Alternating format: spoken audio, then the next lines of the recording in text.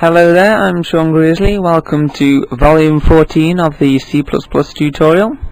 In this tutorial I'll be showing you the return statement, which you can use optionally when communicating with second procedures.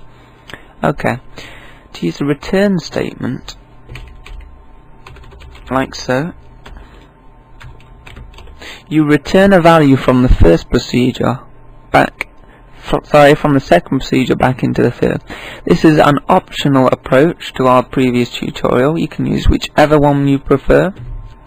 Okay, now this is what we do.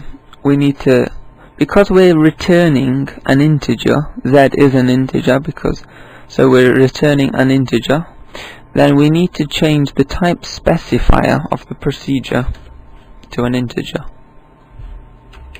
If z was a character, then we'd change this to char, like so. Because that is an integer, we're returning an integer. We need to set the type specifier of the procedure to integer, int.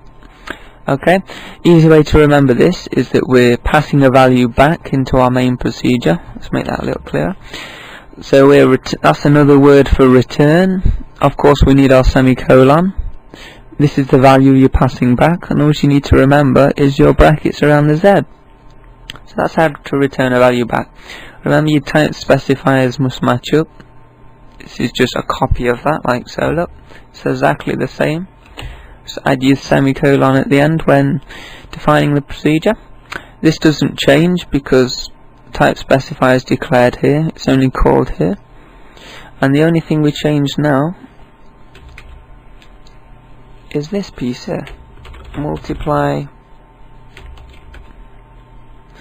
As you can see, C++ has cleverly generated a tooltip text of what we need. If you've used Visual Basic, it may look familiar. It has highlighted int x in a bold writing, so it wants that. Now wants int y. It now wants the reference of z. Okay, what we're doing now, because the procedure takes 3 parameters, like a for statement, exactly the same, it takes 3 parameters, we need to always, when using the procedure, when there's multiply here, we need to have 3 values. Even when returning z, we still need 3 values here. What it's going to do, it's returning z. Therefore, when you call this, it will only tell you the value of z. It'll ignore x and y, but you do need to put them all in, as it does take 3 parameters. Now hopefully this should work exactly the same as it has done before. 5 times 5 is 25, that's a nice easy one. As you can see, 5 times 5 is 25.